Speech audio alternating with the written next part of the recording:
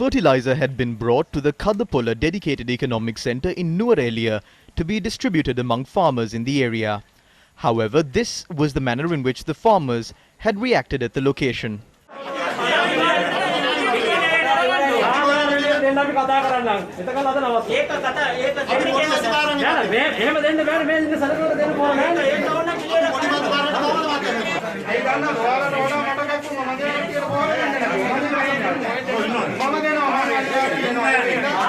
Police had to be called to the location to ease the tensions.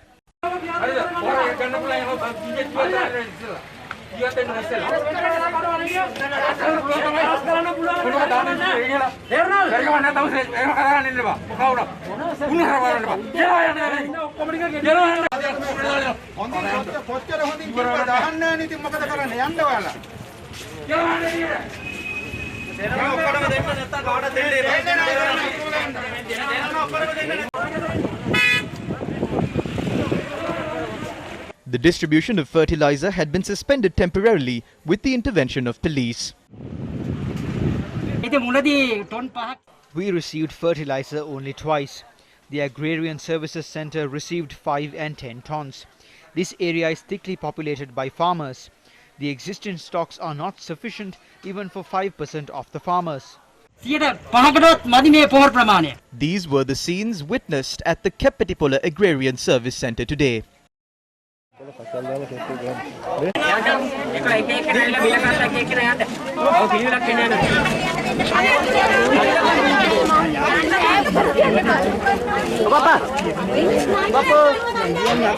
Farmers who cultivate potatoes had visited the Agrarian Service Centre to obtain the required fertilizer.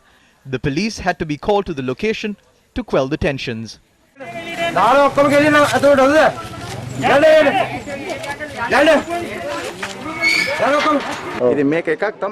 They said that they would give us fertilizer. People are queued up to obtain fertilizer. There are about 200 of them. This entire area has only 100 fertilizer packs. Some farmers had purchased fertilizer at 1,500 rupees, while several others had returned home empty-handed. The responsible individuals have ignored the people. We are facing injustices even today. We came here at 6:30 in the morning. There is no point in shirking their responsibilities. We would not have to face this problem if this was provided to us on time.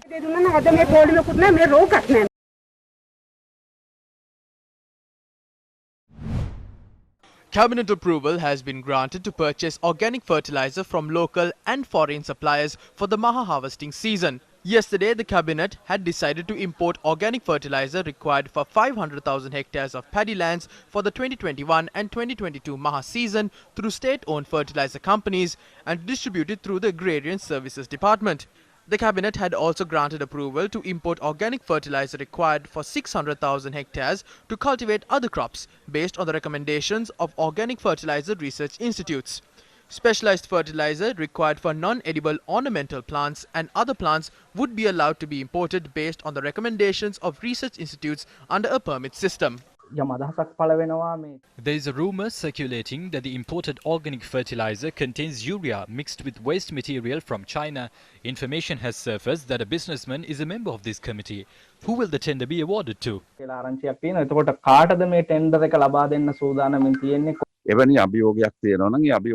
If there is such a challenge, then there is a method in which the government can undertake that challenge. A committee has been appointed and the government has decided to import organic fertilizer. Simply put, this is gossip that is being spread to bring disgrace to the government. Excuse me for using such language, but it is unfit to ask such unrelated questions in a forum such as this. This is a stern decision that is being implemented in the country. The rumours are part of a larger attempt to sabotage this plan.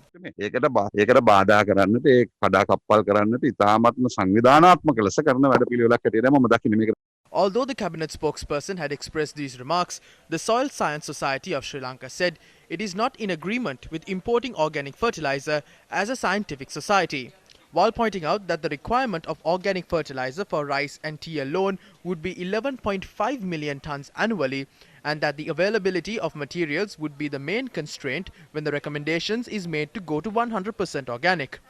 The letter pointed out that there is a risk that invasive species, weeds and pathogens may enter the environment through organic fertilizers.